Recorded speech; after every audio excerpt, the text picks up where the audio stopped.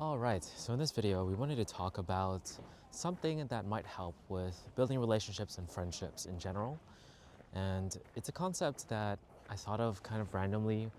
Um, Basically, it goes like this.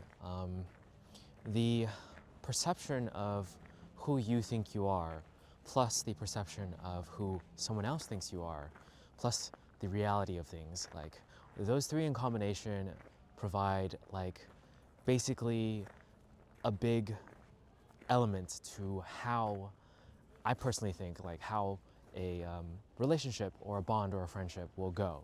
So basically, to explain a little bit, it's like if you have a false perception of yourself where you think that you're a certain way, um, and your friend has a different perception of who you are, and those perceptions are like just completely different, it'll be really hard for you guys to get along.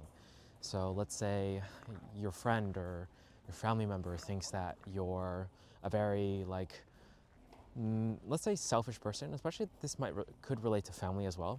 Like I think, especially like me growing up with my sister, for instance, as a real example, I remember how I was when I was a kid. I was definitely like a jerk and an idiot. So my sister has this perception of me where I'm kind of this brat, this like kid that is undeserving of respect sometimes. And her perception of me is still like that sometimes, versus like my perception of myself and the reality of things right now, where I know I've outgrown a lot of those childish tendencies. But it also still makes us like have a hard time to get along sometimes because of that difference in perception.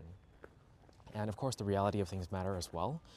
So for instance, if I still do have those tendencies and I'm not admitting it, then that will be obviously a point of contention.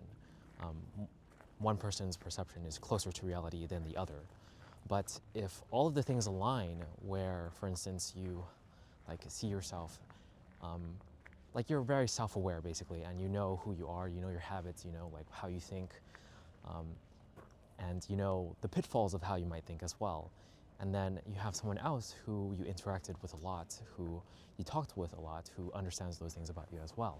And then that makes for an easier time for you guys to interact and form a stronger relationship and bond and friendship and so on. So when there is that dissonance of perception and a dissonance from the reality as well, like let's say the other person just thinks way too highly of you, um, then it's going to be hard for you to be yourself sometimes. You might like want to try to live up to their perception, and that might cause you to stress out or have some pressure. So it's definitely a combination of a lot of things, but it's just a framework that I liked, that I randomly thought of, that I thought was insightful, that I wanted to share.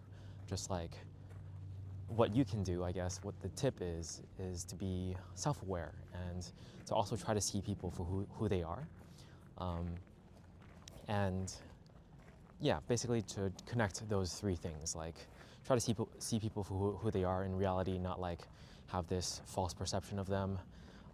Try to be self-aware and understand who you are as well, and try to always um, gravitate towards reality. Try to like see things without a biased lens, like take actions for what they are versus like, okay, because you think this about them, this action must mean this.